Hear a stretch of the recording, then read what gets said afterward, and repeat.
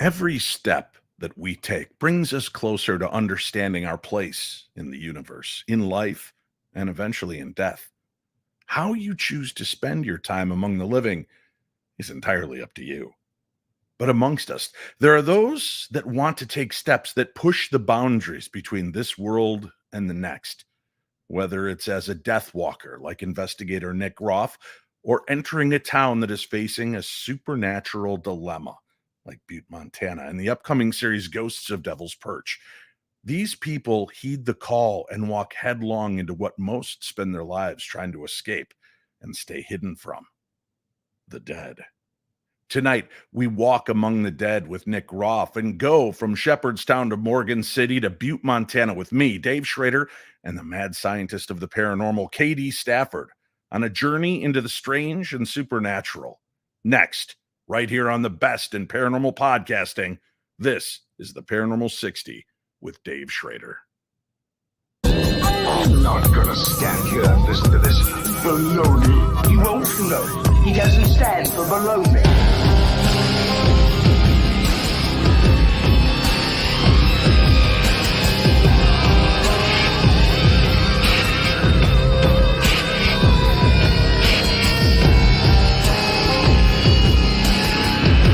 Sounds like a lot of supernatural baloney to me. Supernatural, perhaps. Baloney, perhaps not. Good evening, my little darklings, and welcome to our little part of cyberspace. This is the Paranormal 60. My first guest up this evening needs no introduction, but according to the legal papers he sent me, I still have to give him one. You might recognize him from such hit shows as Bozo Circus. No, that wasn't him. That was a totally different guy. He's been around the block. He's been on the paranormal scene now almost 20 years with televisions, documentary, and different types of programs. I just had a chance to do a live event with him out at Bobby Mackey's Music World, along with his buddies from the G Crew, as we got to meet and greet with fans from around the world, literally around the world. People from England came in from this event. It was a great time had by all. And tonight we're going to talk about being a death walker. What does that mean? And we'll talk about the exciting premiere of season 2 of Death Walker. It is the project that is linked now with Nick Groff. Ladies and gentlemen, help me welcome him to the program. Hello, Mr. Groff. Good to see you again, buddy. Good, Dave. How you doing? You made it home safely, I see. Yeah, safe and sound. No thanks to you guys. Leaving me naked in a cornfield. I don't even know what that stuff was you guys were giving me to drink, but man, was it tasty. Yeah, better than the well in the basement of Bobby Mackey's. Yeah, definitely. Exactly. Yeah, what a Hey, great man, event, though.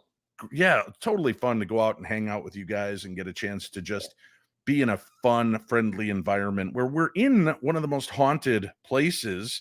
And, we're just there for a totally different kind of feel to it, and giving the fans a chance to just vibe there and see it what it is, this honky tonk. And I got to tell you, I'm blown away. Bobby Mackey sounds as good today as I think he did 14 years ago when I went and saw him perform. His voice is still great, and he was a hell of a showman. A lot of fun seeing him perform up on stage right after you guys did your live G Crew special. Yeah, I mean, I've known him for 14 years now, and I feel like he's getting better and better as he progresses in the years. It's incredible. He sounded like he's been perfecting and crafting the music that he's been adapting for like over this long, and it was incredible hearing him, seeing him. I got up on stage at one point. He like pulled me right up on stage when they're playing live. I mean, it was just a phenomenal performance by him, and it was a great time, and the experience was amazing. All the people coming together was just incredible. I had a great time. It was fun. And I'll tell you, there is one moment of magic that happened that night when he started playing Johanna on stage. Yeah. And everybody just stopped, and you almost felt this time slip around you as Totally. he sang the song of this woman whose life was lost. And what a great performance, great moment to be there. And I think people were really into that. I mean, they enjoyed seeing you and Chad Lindbergh and Josh Hurd, and some even wanted to see Mitch, but Johnny Hauser. He left us high and dry for this event, but luckily I was there with my Fidel Castro beard and and Army Cap to take over for him. And we had a lot of friends drop by this weekend. Shane Pittman from the Holzer Files. And of course, we had Brian and Rochelle from Ghost Hunters stopped in and hung out for a little bit. I'm trying to remember who else. Mike Couch. Mike Couch from Lost Limbs. Yeah. So there was a lot of cool people that came through and had some fun with us at this event. So I'm glad we got a chance to get out and do that. Let's if you don't mind, let's get started with showing a clip. This is the season 2 trailer for Nick's project, his passion project he's been working on. This is Deathwalker season 2. If I can just prove and show that physical attacks do happen from beyond, that would give us evidence that you do exist, that there is something than just dying. I've never experienced this before. More negative, something inhuman. I want to see once and for all, can something actually attack the living? It's this dark energy, this malevolent force. You have a mark on your neck. That's what it feels like. It feels burned. It will absolutely physically harm you. It can attach itself to you. Someone will get ill, throw up. They feel like they're being held down. I sense it.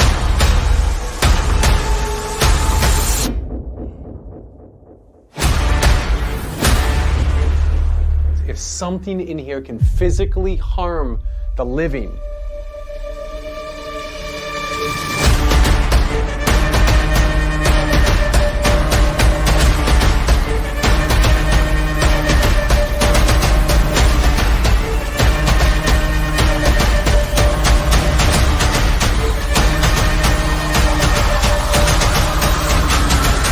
I'm talking to the negative entity that's in here. We're going to find you.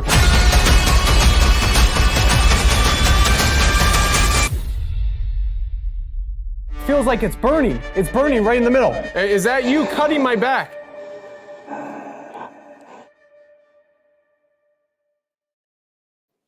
Very cool. Yeah, season 2. You did 20 episodes in season 1. Is that correct? Yeah, 20 episodes altogether, season 1, and pretty much you can just compile everything together. So there's 40 episodes together, and it's been a long journey, man. It's been a real long journey. Sleeping in locations, hitting the road, location after location, just very gritty, raw. Back to the elements of kind of how I started and what my my thrive on the paranormal and like that drive and that passion, you know. So I really want to seek out like the theories, put theories to kind of like test them, you know, after all these years and adapt to evolving from how I kind of started, like just seeing if ghosts existed, seeing if aliens were out there, extraterrestrial beings, and so on. But I really dove into it.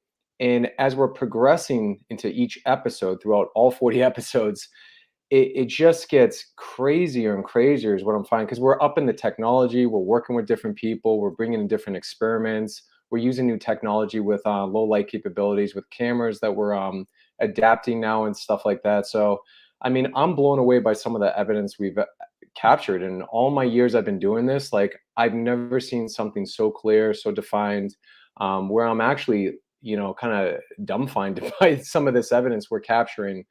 So it's been a journey, you know. It's like a lot of blood, sweat, and tears has been put into this one project. So I'm excited about it.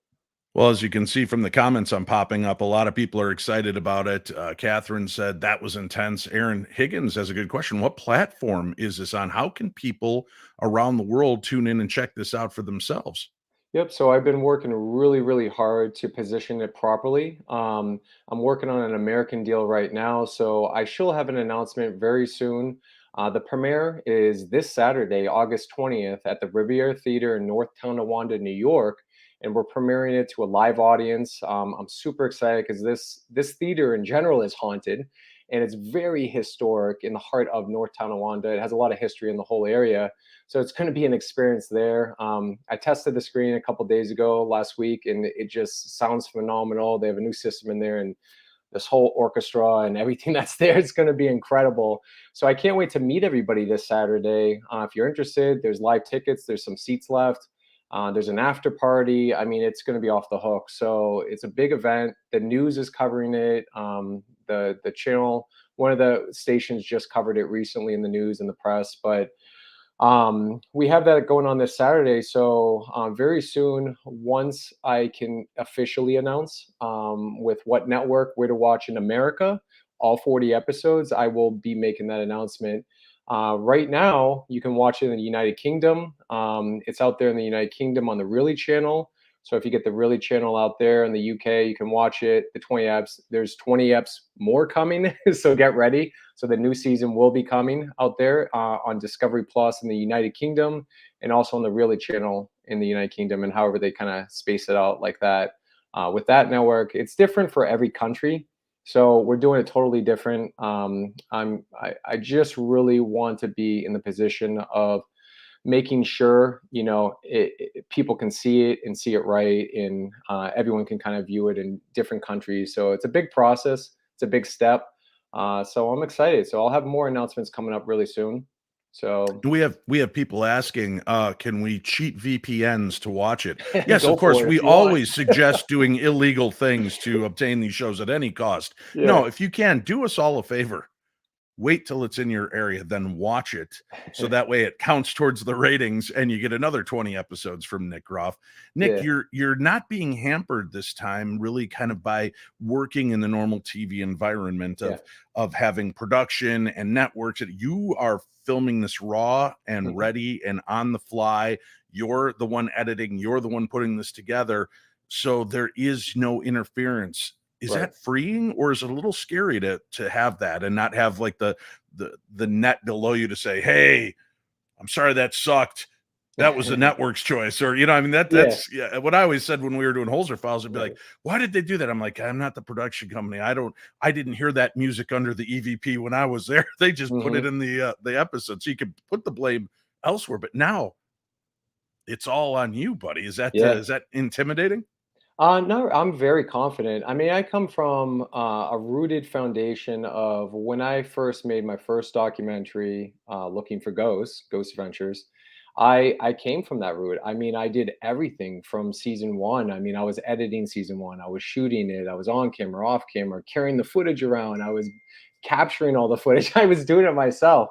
It turned into something later. So I think ultimately, I'm just back to that real heart, that core element of where I feel rooted again. I feel like, man, it's a lot of work. It's a lot of work. There's no production crew. There's not a 30-person production crew. It's literally my cousin Justin and I on the road going to location, investigating them. I'm sleeping there by myself, which is, I've never done that before. So that's like just messing with my head a bunch mentally off and on, depending on how the environments are, the physicality, the mental, things that are happening within the paranormal. It's very draining, but it's satisfying because the evidence that we're collecting is all worth it. Like there's stuff that I've seen on our documentation I've never seen in my 20 years because like some stuff could have interfered, or production companies or executive producers or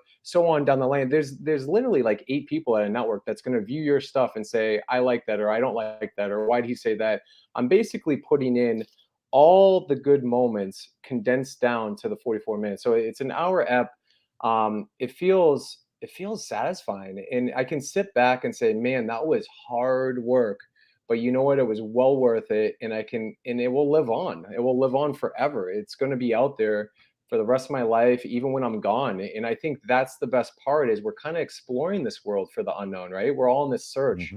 Why not work my ass, like my butt off right now? Why not work so hard right now? Because what's to come is I'm pulling layers back, and I keep discovering new things by what we're doing in this kind of realm of filmmaking, in a sense. This narrative driven stories that we're conducting at these locations is also stripping back the elements of, okay, we need you to say this, stop, okay, we got enough, or whatever. It's not like that. It's like we're just filming everything all the time. We're staying there for a couple of days, and basically we're discovering, like, man, like even Justin and I are like talking, like off camera, there was a moment where a lot of stuff a lot of stuff is happening where Justin and I were just talking. We're like, all right, man, I'm gonna go up here and film this really quick. Let's, see what happens. And all of a sudden the door slams shut. We're like, what the heck? And we're like, thank God that our camera over there was rolling because we had no clue, but we'll incorporate that.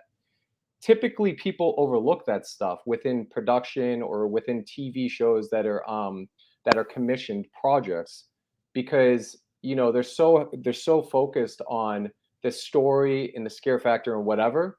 I'm focused on the evidence. The story is very important. The narrative is important, but we kind of already know the narrative. Like, we know the history. We know we do a tremendous amount of research, so we already know that part, and we get right into it. It's not like let's drag this out forever. It's let's slam it at the front. Here's the history. Here's the facts. This is exactly what it is. It's very factual. Then let's get into it. Let's investigate. We investigate during the day. We show that. We investigate during the night. We investigate when I wake up in the morning. We investigate like nonstop, and they're all different. Every episode offers something different. Every location is different. Story. It's crazy, man. It's a roller coaster ride. But it's real. It's genuine. It's like what you see is what you get. Some parts are a little boring, but that's paranormal. Some parts are extremely exciting because that's what we're looking for. And then boom, it just hits you. So we're kind of condensing tons of footage. We've been working on it for 3 years now. And finally, I'm in a really good position and I'm super excited, but it takes a long time to really do it right, get it out there and position correctly so everybody can see it, and that's what I've been working really hard on. I know a lot of people have been frustrated, but so have I. I'm very patient. I want it to be correct. So, you all can view it and stuff. I didn't work this hard to just kind of Fluff it, right? Yeah. Well, that's what I wanted to say. I made a mention this weekend when we were at Bobby Mackey's working with you that one of the things I love about you is the fact that you have this genuine childlike energy when it comes to this. And I don't mean that in a bad way. Yeah. But it's you are still so excited to get in there, to investigate, to dig, to look for questions. You're excited to engage with the audience live and on the show. And I think that really conveys nicely over into it. And I think it's that energy too that helps you have such great connection with the spirit realm because they need something to feed off of. They need that compassion, that love, and that sense of adventure, I think, sometimes to be heard. And there's times when you're day 4 or 5 into filming an episode, you're exhausted, you're mentally spent, and nothing's happening in the place. There was times, like Shane and I on Holzer Files, we shake it out and dance in place and act like idiots for about 5 minutes just to kind of get the energy back and get that okay, man. And that's why sometimes you'd see scenes of when I kind of take Shane to task for something, I was trying to get the energy back because it's real easy to I'm afraid, and everybody starts getting into that zone and it's hey, no, get back in there, this is it, this is Newt Rockney, and I'm giving that go out there and win one for the Gipper kind of speech, right? You got to get back in and try this. And I notice that when we do amp up the energy in haunted locations, we tend to get much better results. And I think it's great to watch you still doing this 15 years later. And I've never seen it ebb on you. Even when I know there were tough times in your career and in your life. And talking to you, we could talk like brothers about the tough times, but then the minute you'd start talking about what you were working on next, it was like old man Nick went aside and here comes that spunky little 10-year-old who's ready to make his paranormal lemonade stand and he's going to sell everybody lemonade, right? And I love to watch that aspect. What keeps your drive going in this field? I mean, at this point, you've seen and experienced a lot. How do you keep that excitement for this type of project? I think just the fascination of what happens beyond just this right here, this one-dimensional place that we live in, and we're in these human bodies, and I think it's just curiosity of where does the consciousness and all this information we fill it with in this brain, and beyond just the conversations I cross paths with people like yourself and other people I've met and near-death experiences, and even being young as a child having a near-death experience. And seeing loved ones around me pass away and move on and having personal experiences myself, and just that deep interconnection with like, the people that I love, like my wife and Mhm. Tessa, and like just having like I don't know, weird memories of past lives, just stuff like that. I think drives me. And I'm also a very passionate filmmaker. I love film. Like I love Mhm. filming, and I love being in the heart of whatever atmosphere I am, that we're creating something special. I think all the other raw elements that occur during the filmmaking just makes it even greater. So I think it's just the stepping stone in my life. I just look at every single day as what is going to happen. What is going to happen. Life is short, man. And I feel like, every second we're breathing, we have to give it our all, because it's that Mhm. passion that's only going to drive us to fulfill what we need to do in our journeys. Because I don't want to look back with regrets or whatever. I want to look back and say, man, I accomplished everything I possibly could put my heart and soul and passion into. Because if I don't, then it's going to be like, man, I wish I would have done that, or I wish I would have done this different. Life is a crazy roller coaster ride. We're all hit with some sort of challenge. We're all hit with Right. mistakes that we do, or things that happen, or people we meet, or whatever occurs. But how you make it and how you grow and evolve from it only makes you a better person, a stronger person. In the mentality of your mind over body will drive you to the top of that mountain to be something great, not just be something that, oh, I did that. That was cool. Or people remember you for that thing over here for 5 seconds. Or, oh, you were that person.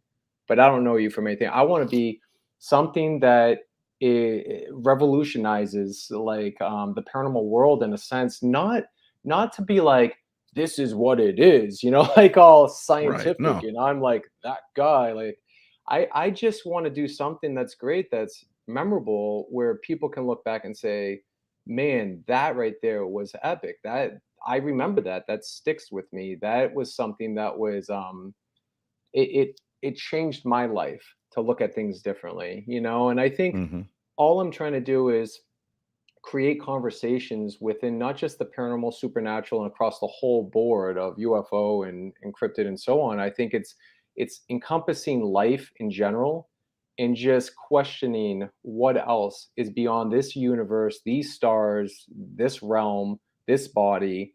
Let's have a conversation. Let's get deep into that conversation about it.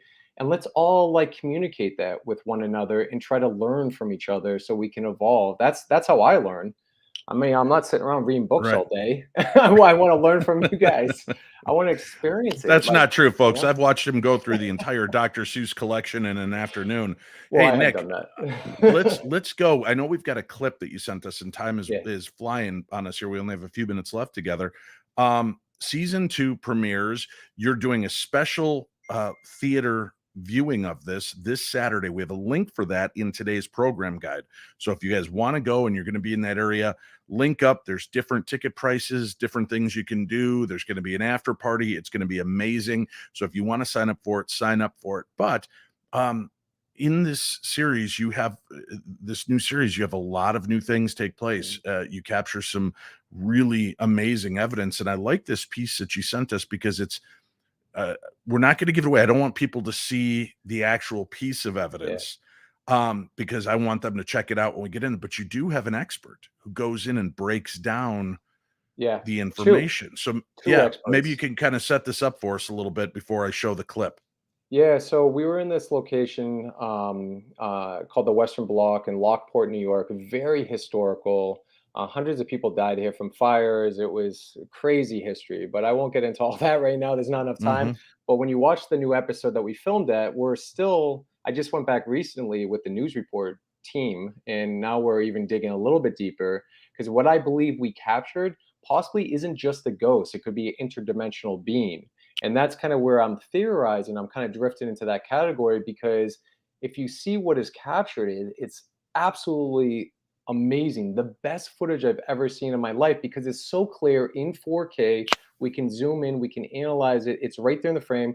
We had two cameras, one on a static tripod, exact same cameras. And then my cousin Justin was on another camera on a Ronin, which is kind of like this handheld camera. They were standing right next to each other, and we were filming, not moving, and I heard this loud noise off to the side, And right before that, when we're not even moving, you can kind of see this weird arm and hand reach into frame like this and behind me, and it had 3 fingers, and it's so bizarre, and it reaches in and kind of pulls back. Then this noise happens and we run after this noise, and I didn't even know what was captured in the moment until we went back to review what was that unexplainable noise, and that's when we saw this unexplainable arm and hand come into frame. So we had a UFOologist look at it. We had a third-party video analysis. He's a professor here in Buffalo.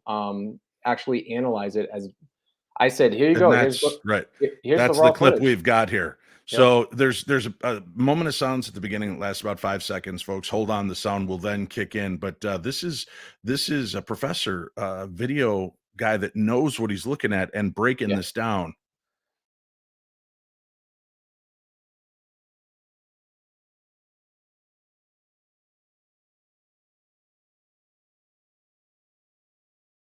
It has movement. It pulls away from gravity because it curls up. To me, it looks like something reaching in and pulling back out. I don't know what it is, but it feels like it's coming in and pulling back out is what it looks like to me. And it looks like it has something different in texture and quality on these 2 ends here and up here on this section here. And I don't know what that is. I don't know if this section is closer to the light, and then these 2 things have 2 different properties, like where it's reaching like this. But it definitely has multiple physical properties, and it looks like it's reaching in and pulling out. You did an incredible job to really open this up a little bit more, because now it proves and validates that we captured something that's unidentified. And now I can further this investigation and figure out what exactly is this thing that we captured. Thanks. Yeah, you definitely captured something. And I think that's kind of the whole thing, right? There is something physically there with you that's only showing up on one camera. So I'm interested to see what you find out. And obviously, you get an expert like that, he's going to tell if there's been a digital enhancement or something changed, and that you have 2 cameras side by side, one viewing it and not seeing it, the other one picking it up. What do you make of this? And I know you don't want to give too much away, but why do you think that you can have 2 very similar cameras? One will pick it up, one will not. You and I could be standing next to each other with identical recorders. You can get an EVP, I won't, or vice versa. How do you think that happens?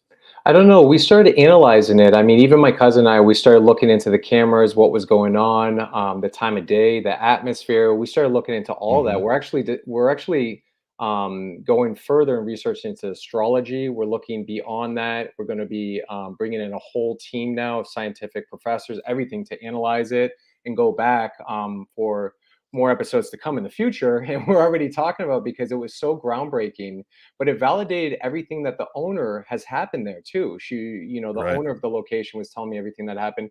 And it's funny because the video analysis who you just saw speaking to me, he's been a professor for 30 years. And he was funny. When I first met him, I never met him before. I sent it to him. I sent him the raw footage, both cameras. He synced up both cameras. And the first thing he says to me is, "You're crazy for sending me both of these cameras raw," because I was immediately going to debunk it. And he's like, "You're crazy for doing that." He's like, "A lot of people try to send me stuff." He debunks everything. And he's like, it synced right up. I couldn't debunk it. He's like, "It's not here falling into the frame.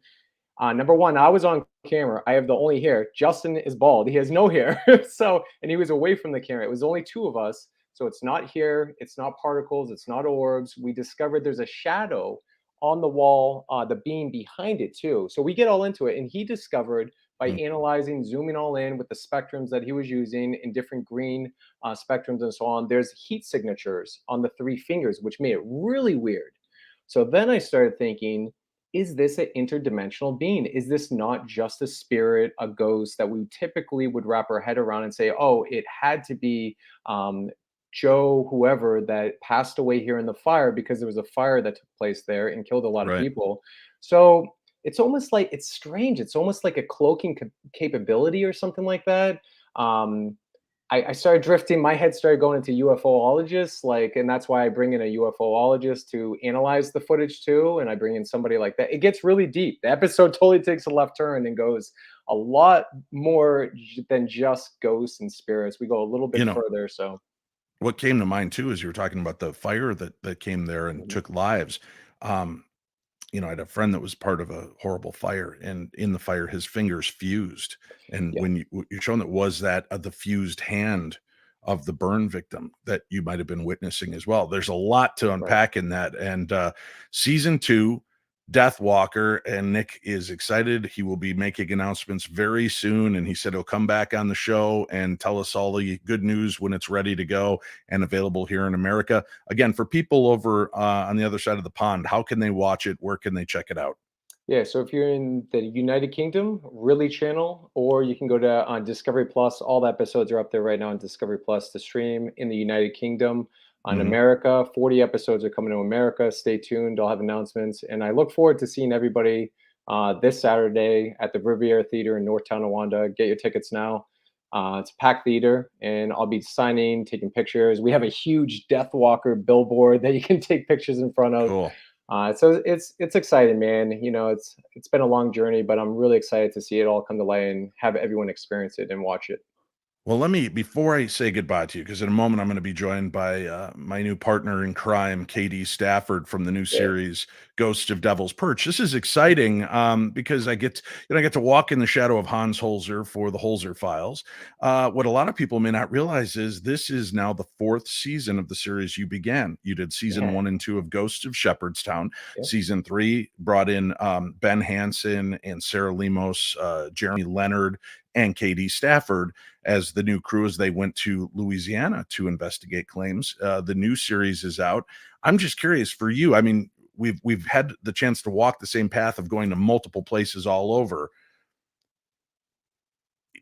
It's weird to me, and I wonder how that impacted you leaving Shepherdstown. Do you feel fulfilled, like you got all the answers? Because I feel like I could do 8 seasons there, and I don't know Yeah. that Katie and Cindy and I are ever going to get every nuance, every piece of that story together because there's so much.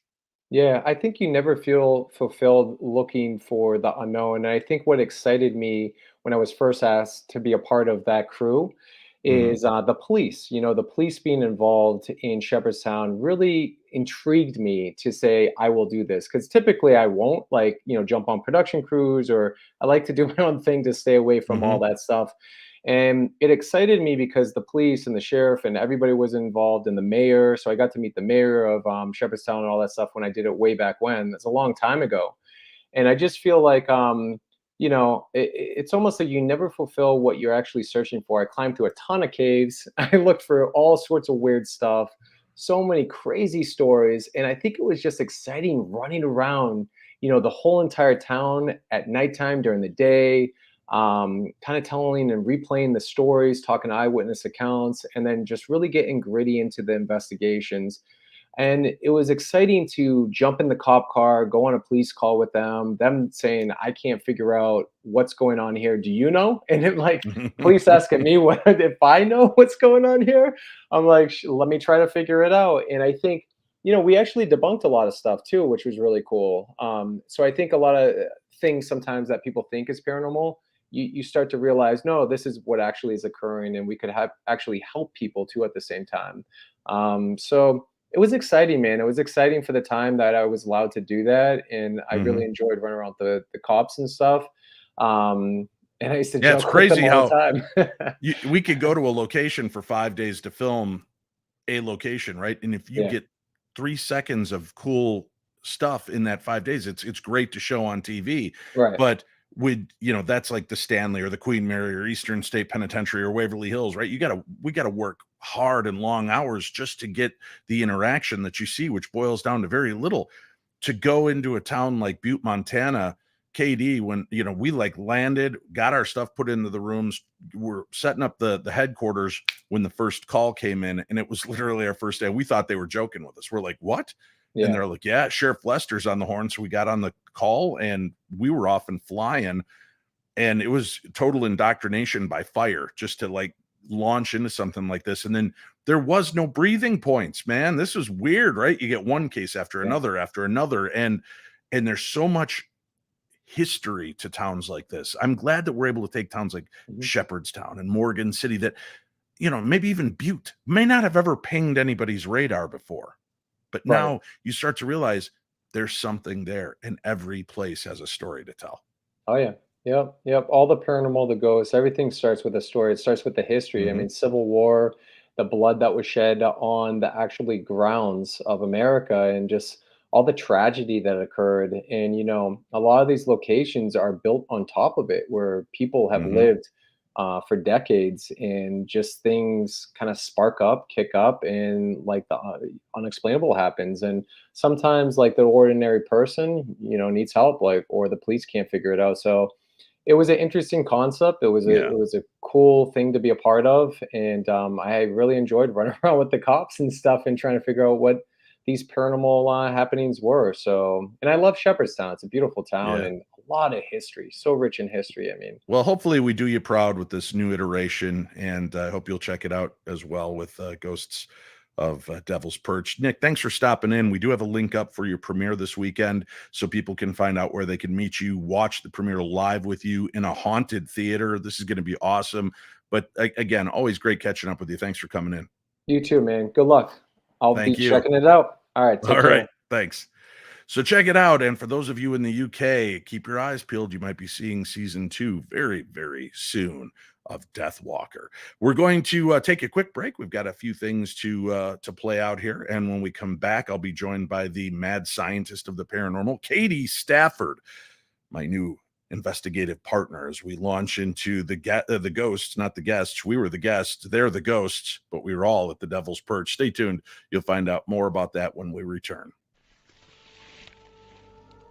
Haunted Magazine, issue 34, is out June 7th, featuring exclusive interviews by Chris Fleming and Gail Porter about their new show, Spooked Scotland.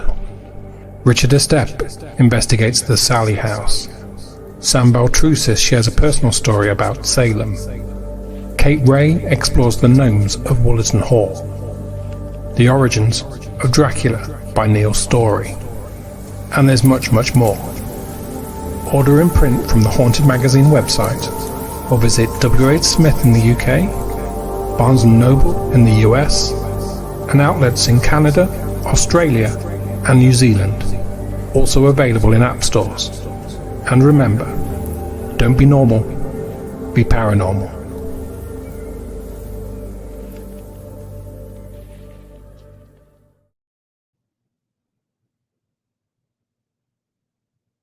Hey, it's Chris Jericho here, just reminding you about the 4-leaf clover. Chris Jericho's rock and wrestling rager at sea, the 4th voyage, leaving February 2nd from Miami to Great Stirrup Key, our very own private island. This is going to be the biggest and best Jericho cruise ever, with the biggest lineup, the most fun. I guarantee it. Come join us for the vacation and the party of a lifetime. ChrisJerichoCruise.com. Cabin's still available. I want to see you there.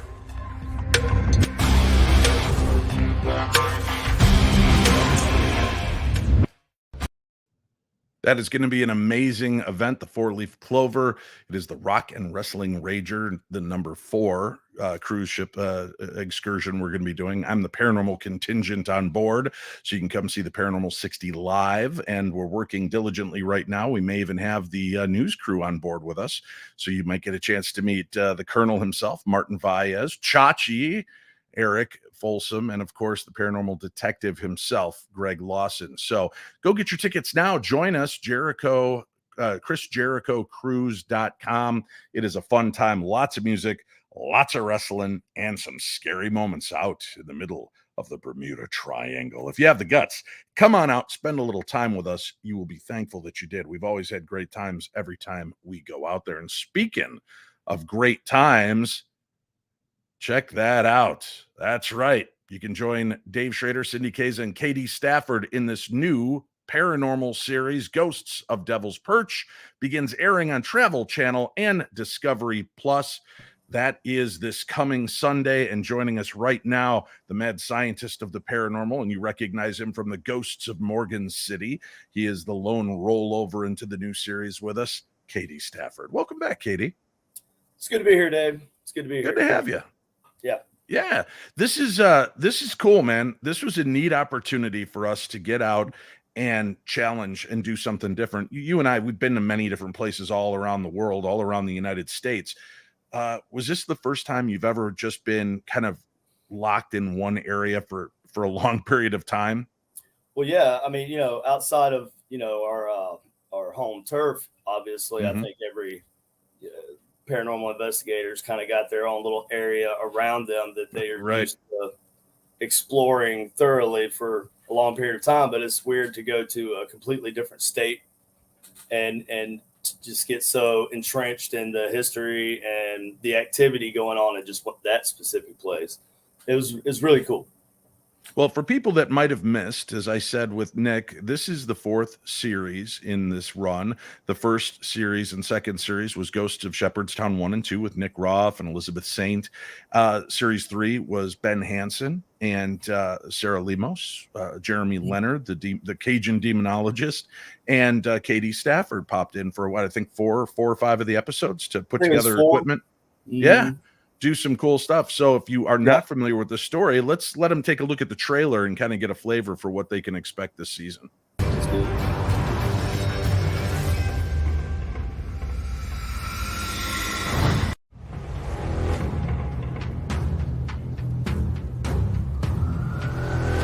I've been in law enforcement here for 30 years, and I've been the sheriff here for the past 8.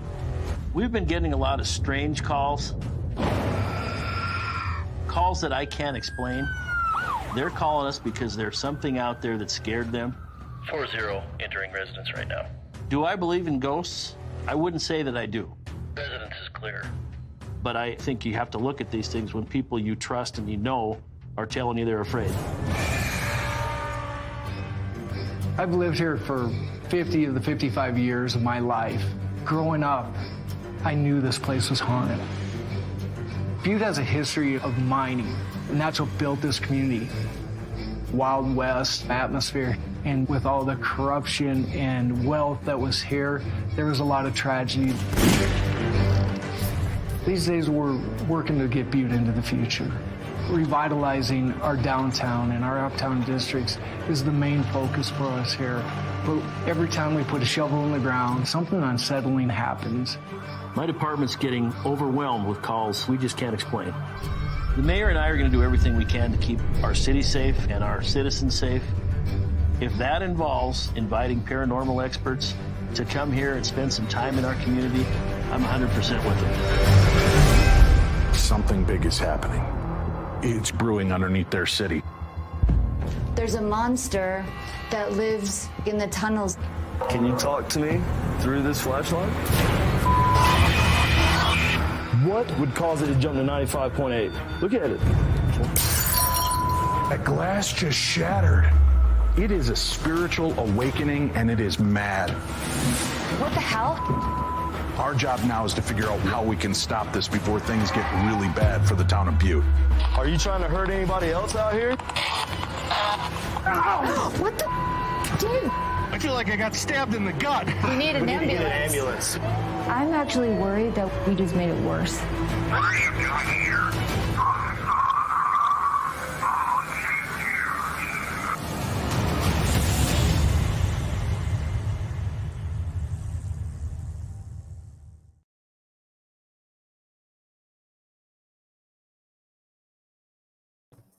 And Katie, watching that footage again, chills a little bit. Right, I did.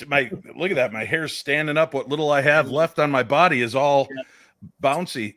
Goosebumps. You know, it feels almost surreal to watch, especially the scene in the cabbage patch. And we can't give anything away. I mean, they gave a lot away in that trailer. I was really surprised, but to know what happens, they give it away. Right. Technically, I mean, right. Yes. It kind of, I mean, just trying to put myself in somebody's shoes who doesn't know what happened and looking at the trailer, it's like, okay, why in the world, how did they get to that point? I mean, that's, the best I can come up with. So I think it's going to be really good. I still haven't watched any of it. I have kept my promise. I haven't watched not a minute of the actual show because I'm waiting for the watch party that we're doing on Sunday. How can people join you for the watch party, Katie? Oh, well, I mean, we didn't plan on it to be like a big deal. It's at a tiny little historic bank, in a Smithville town close by. But we just originally we were like going to have like 10, maybe 20 people.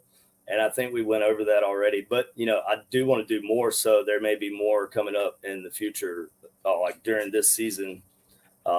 It'd be some last minute throwing it together. But, yeah, I'll definitely let everybody know on the fan page if we do. Yeah. And just so you do know, folks, there is an official Ghosts of Devil's Perch Facebook fan page, and it is run by the three of us. So we are there. We're the ones reading your messages. We're the ones posting to the site. So we'll be able to interact with you the best we can with our busy schedules. But this series, you get to share something with my other Southern buddy, right? So you and Shane are both now parts of shows where I got dropped to the ground and you both thought, oh, he's dead. He had a heart attack. You had to come to your aid. Yeah, exactly. So it's a good thing you guys were there and you know what you're doing. So for people to have a little bit of your background, you're a war vet. You saw time over there serving for our country. So thank you very much for that. And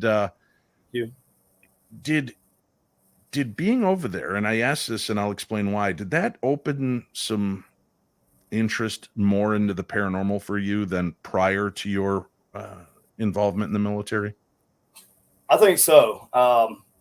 Before I joined the military, I lived in South Carolina my whole life, and I had a very religious kind of upbringing. So I had a specific view of the world, and then you get kind of dropped into. First, I went to Europe, and then I deployed from Europe to Iraq almost immediately, and so it was like culture shock all the way around.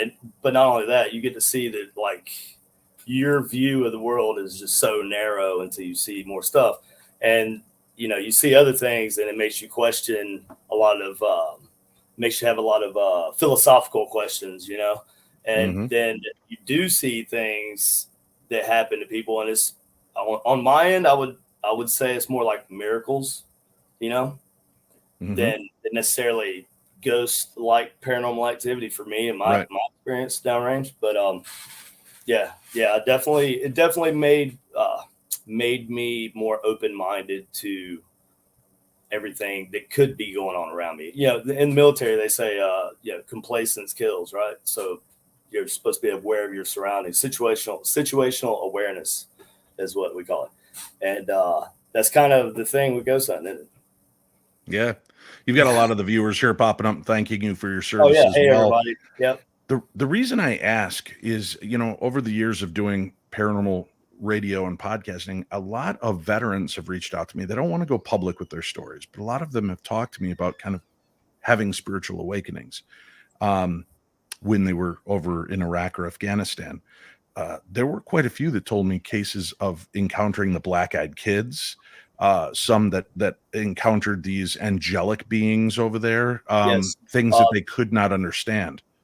Yeah, there was one from Afghanistan. It was a special forces unit, and they encountered something that lived in a cave, and it killed several of the men in the fire team. And so there's tons of crazy stories that come from that. That's kind of like, that's when you're talking about Iraq, you're talking about what, like, that was the heart of civilization at one point. That's Persia, right? That whole area. So it's steeped in history, and there's so much supernatural, not just paranormal, like I say, supernatural like activity going on there. Yeah. And it's been so disturbed, during all the war that I can't imagine the kind of activity that people living, your Iraqi citizen, deals with in, say, a haunted house in Baghdad. There's no, I mean, the kind of trauma that goes on, it's crazy.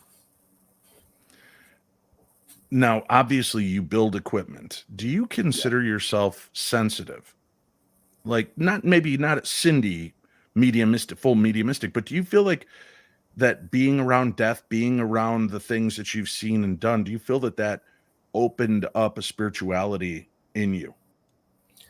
Yeah, I'd say so. It's kind of a double-edged sword. It's like like before you realize that there's other things out there, it's kind of a comfort to know this is like the set of rules nature goes by, and anything outside of that is just silly. But then when you experience something that does exist outside of those rules, and it changes the way you think, and you can't nail it down, so you can't jump to another theory to explain things so easily. And it definitely makes you open-minded I think the open-minded thing is important, because you can deny yourself the ability to see or experience things that are paranormal if you just believe that it's not there or whatever enough, right? And the reason, so I think most of us, the reason I ask about your sensitivity is I thought it was interesting. I've talked to a lot of tarot readers and tea leaf readers and Ouija board experts and people that communicate using a third party device. Right. And every one of them has basically admitted to me that the tool is really just kind of a crutch for them. And I kind of watched you while we were doing filming, because there were times I'd hold your equipment and I'd get nothing, and I'd hand it over to you and voices would start popping out of it. Do you think that your equipment becomes like a conduit for you and helps process what it is that you're experiencing in that kind of metaphysical bubble around you? I do. I kind of have developed a theory that's, since we developed digital technology, electronic devices and recording devices and video, audio components, like since we developed all that stuff, that's when we started noticing pictures and recordings of voices from people that weren't there. And it was almost from the beginning when people noticed those things and couldn't explain them then. And, and there are lots of times where people will kind of, they'll be able to, they almost seem like the device favors them. Like if you're holding a ghost box and everybody else has held it and nobody gets responses, and then you pick it up and say, what's your name? And then you get Bob, right? So that it could be a number of things that causes that. But I say, yes, there is like a new type of extrasensory ability, I guess you could call it, where you are more aware of like electronic transmissions, or you're more likely to get communication or to be able to be heard by things using electronic devices. If that makes sense. It does. I'm curious, do you think there's an inherent flaw in that though? Because like, I use my Panasonic DR60. I try other recorders, I get nothing. I use my DR60. I used to have a Colby recorder that was a junky little $19 recorder I bought that I used to get great EVP on until I smashed it by accident. It took me a while to bond with my DR60, and then it really seems to work well for me. And I've handed it over to other people at events, and they'll try to do it, and they get flatline, nothing. Right. So I often wonder, am I imprinting on this? Are we getting an answer truly from the spiritual realm, or are we projecting the images and the messages that the spirits are giving to us? I'd say it could be a little bit of both, depending on the situation. Like with you, I was going to point that out, that that's your go-to tool, right? The DR60, and it's like that. When you're not getting anything, or you feel like there's like a block because of your lack of psychic ability, you get your DR60 out and you start getting responses, right? And you've got crazy responses, like you just got that just now, and it's like there's no way, right? But I noticed that with you, and I was going to say that's your device, and you've kind of bonded with it. The obelisk, for example, right? Like I've seen so many people who say they hold an obelisk and it doesn't do anything for them, but then like somebody else will hold it and it'll start answering them, and you can't really explain that. Yeah. Easily. I mean, you can't really explain it by just random chance because it's too frequent. My wife, for example, when we bought our first obelisk, I would use it, talk to it, try for hours, man, and it would never respond back to me. I handed it to Katie, and it took to her right away, and they were partners until it died. It died though. So, but anyway, yes. Get it to me. We'll see if we can resurrect it and get it going for you again. I know a guy. I know you know a guy. I don't know that guy personally, but I know who you're talking about. Well, this is a unique series, right? In the fact that with the Ghosts of Devil's Perch, the three of us get to go in by the invitation of Mayor J.P. Gallagher and the police chief, Sheriff Lester, to come in to look at this. And I think what's fascinating is neither one of these guys are real spiritual. Neither one of these guys are real open to the paranormal, but they are open to their contingents and the people that are in their community that are upset and bothered. And I thought, man, that is a strong stance to take, that you're willing to call in supernatural researchers and investigators and allow us to try to help bring some peace for the spiritual realm there. And, you know, Sheriff Lester says in the trailer, he's like, I wouldn't say I'm a believer in ghosts, but I think you and I saw a couple moments of flickering in his eyes when something would happen that I think he got close a few times there that I'd love to talk to him now and see how he feels about the paranormal after having watched this thing play out. I think you get a different response if there was a camera on or not. Yeah. Yeah, he's still got to get voted into office. You and Sheriff Lester over a beer, he'd tell you, you know. But like in uniform, I don't think he's just gonna jump completely on board. But yeah, I mean, I think he was already having doubts in his disbelief when we got there. You know, that was obvious to me. So he keeps his cool. I'll give him that, because it's one thing, and you know this, is you're in the military, your job is to protect this or to take this back, or you have a direction and a directive. Yeah. And missions. When your job is to serve and protect, and there's a fight at a bar, you go in, you break up the fight, you take away the bad guy, you send the good guy home, right? And in this case, when there's things that you can't handcuff and you can't drag out or taser or talk down off a ledge, that's, again, I totally respect these two guys, because that's a lot of ego that most people would have to be like, I'm not calling it. It's going to make us look stupid or weak. And it didn't. They realized, we can't help you with this type of problem, but let's get somebody that can. And I think that was a really important thing that I saw unfold. And I think that's what made the people so open to us to share these stories. Right. Well, I mean, we're fortunate that, you know, that these sheriffs that we've dealt with in this show and the previous shows, you know, that the towns have had a great sheriff in place, and who's willing to be open-minded, like we were talking about, and to like seek out the, you know, I don't want to say professionals, experts, maybe like people who are like entrenched or you know, well-versed in paranormal things that happen, and, you know, how to maybe fix it. And so I think you did the right thing.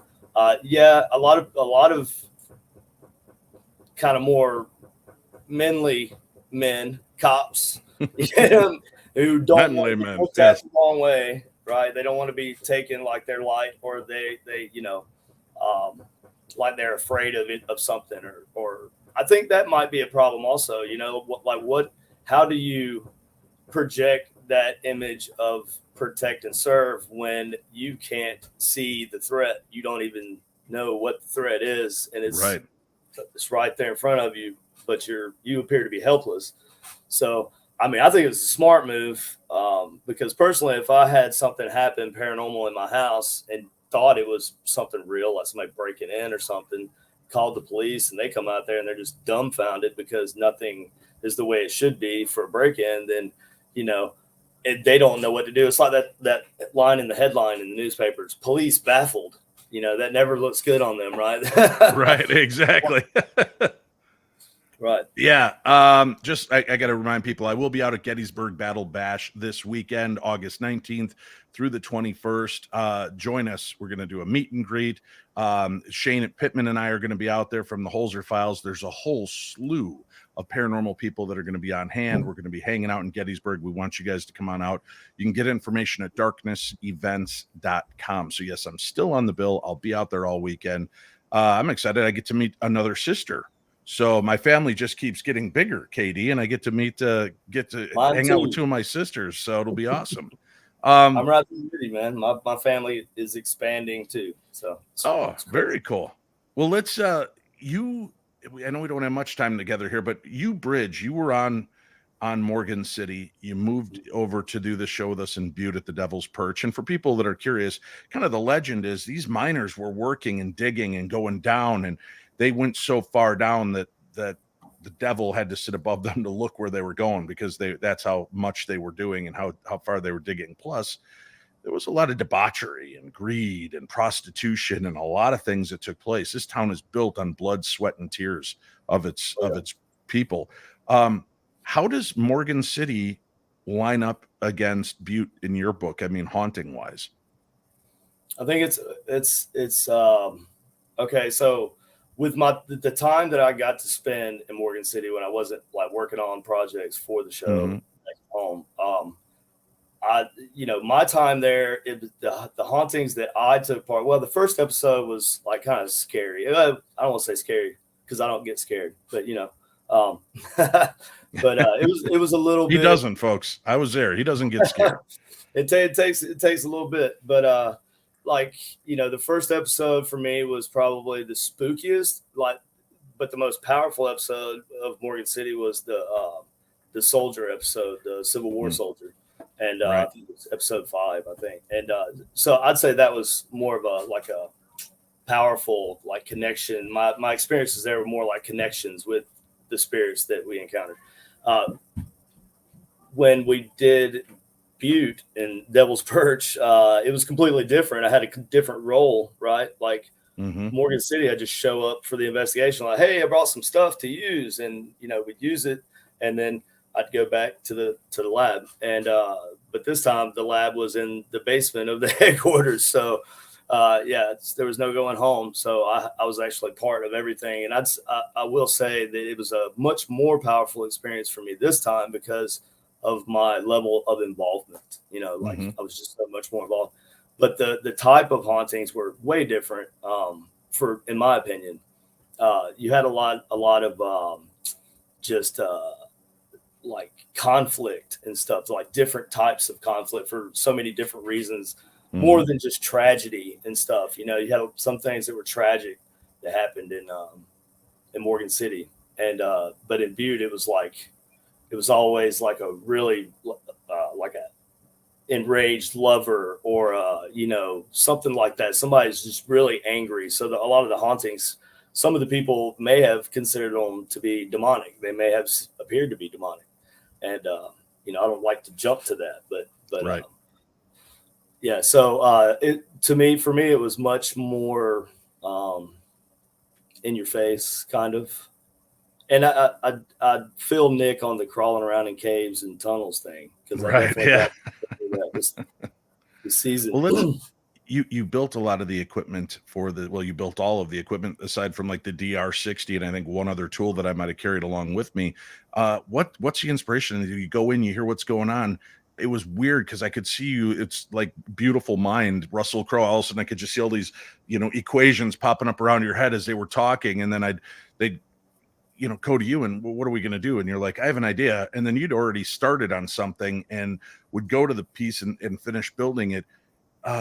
How does that work for you? I mean, how do you feel that what's the right key to try to crack this communicative, puzzle?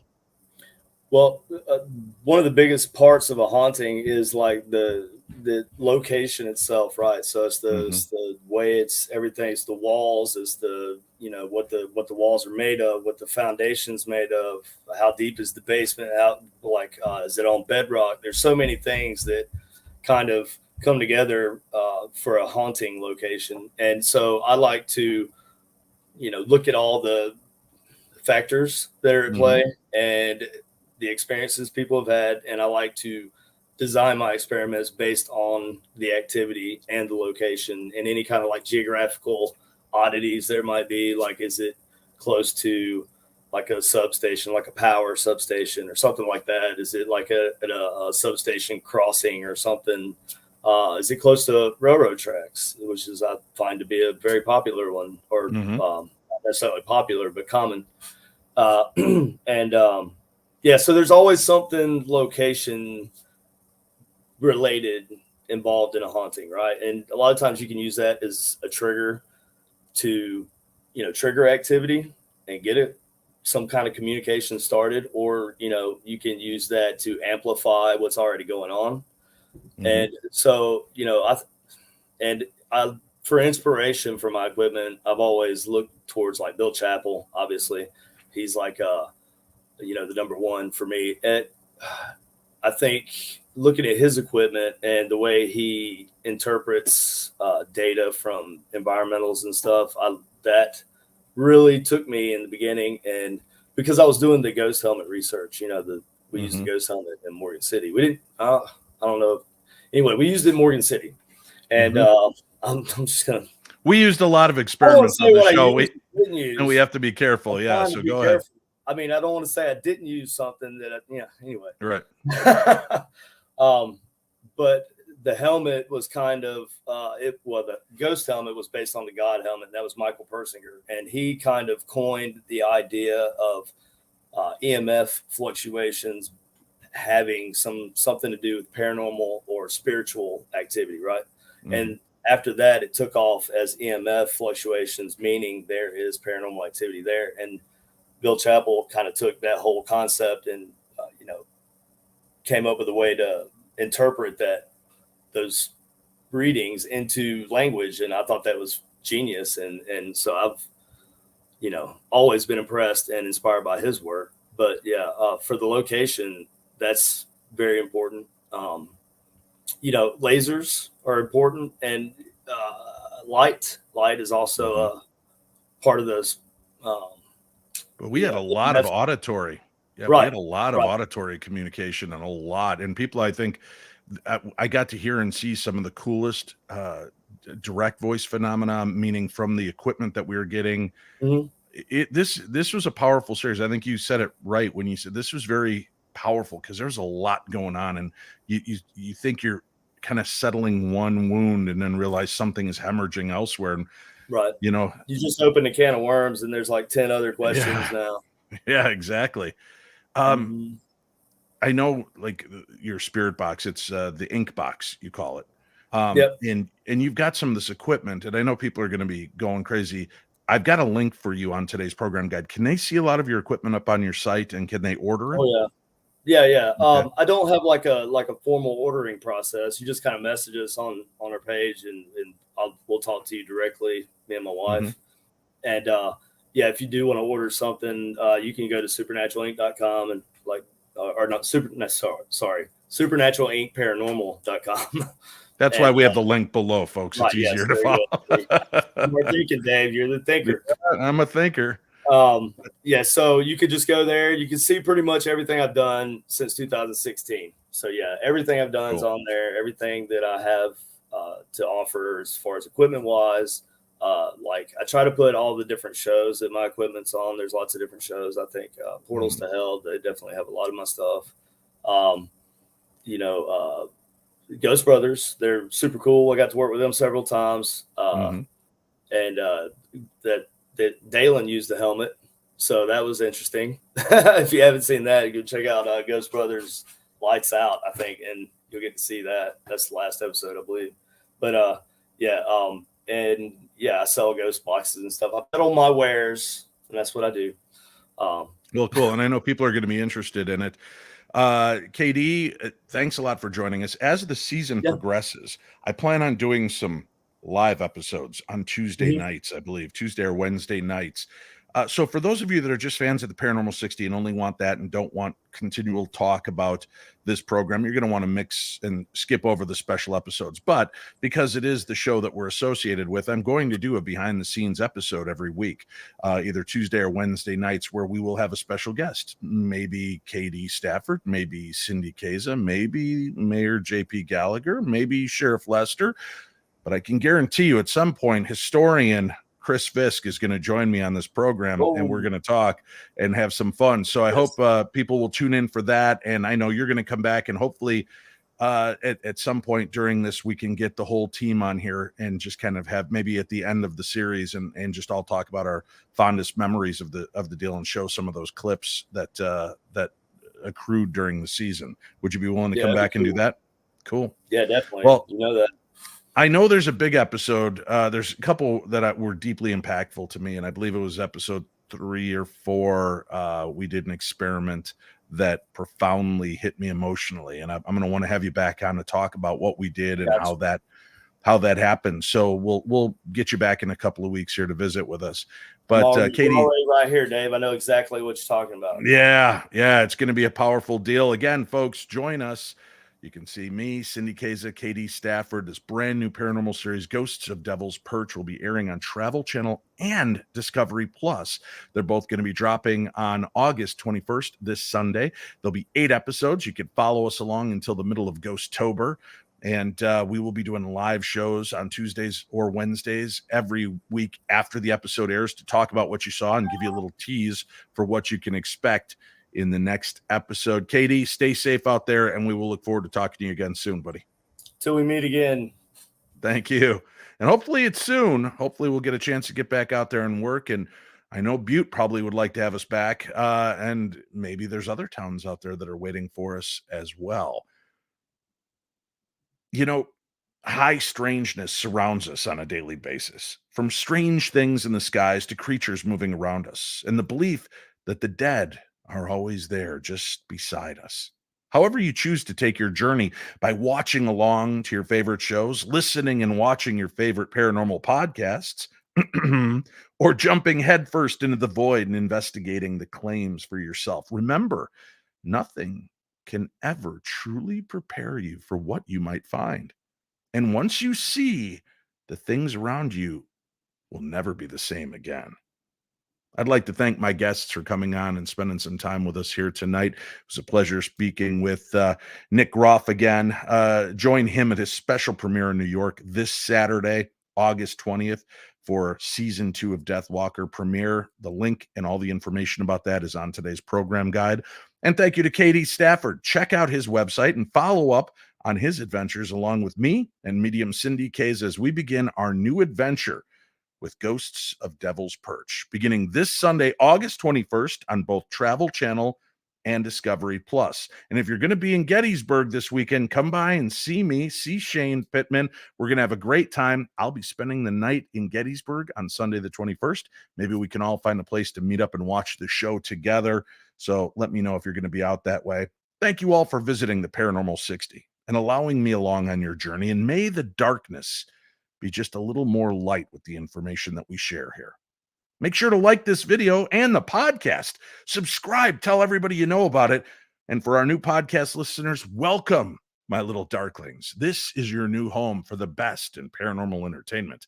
This is the Paranormal 60 with Dave Schrader.